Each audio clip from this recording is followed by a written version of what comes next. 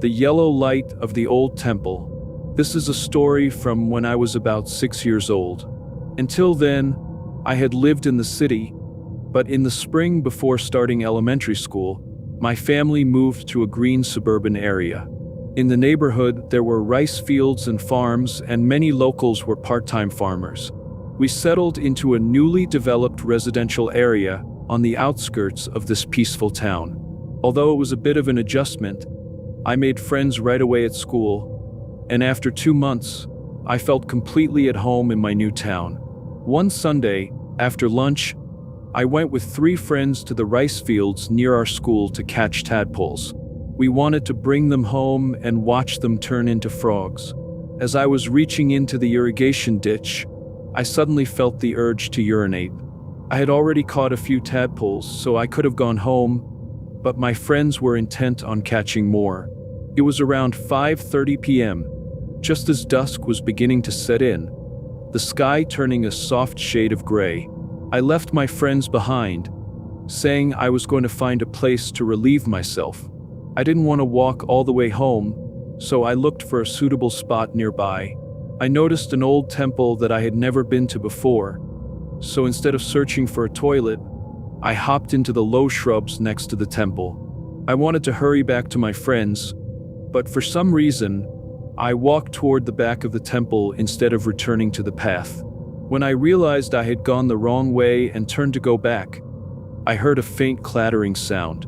Curious, I looked back and saw a dim yellow light spilling out from the dark interior of the temple. As I moved closer, I noticed the sliding doors and shoji screens were wide open.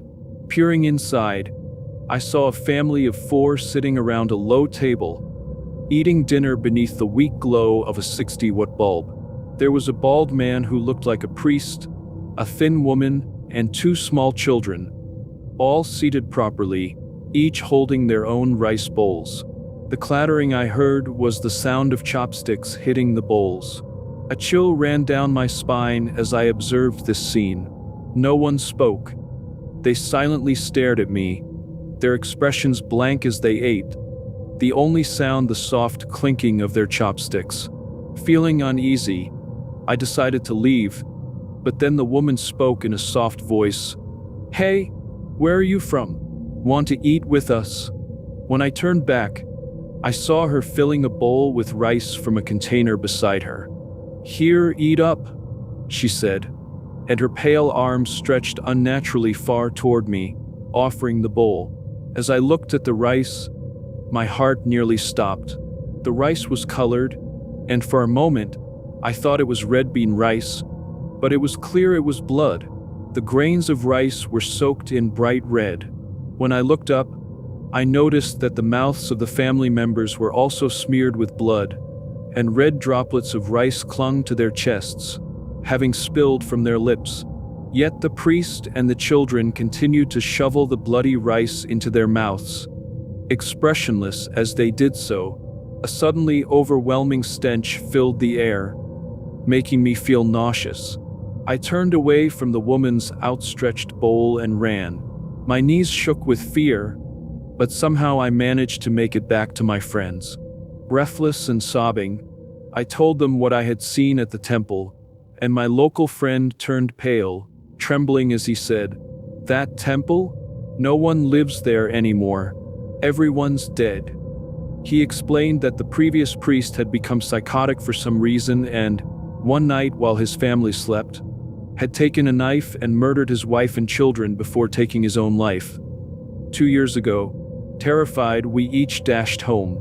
I tried to tell my parents what I had experienced, but they didn't take me seriously. That night and for 2 days afterward, I developed a high fever, and it was decided that I had just imagined it all due to being unwell. Even now, that temple still stands, overgrown and abandoned. They say the family spirits are being memorialized, but whenever I pass by the back of the temple, I feel as if I can still see that dim yellow light glowing. Even when I return home from college during breaks, I make sure to avoid that place entirely.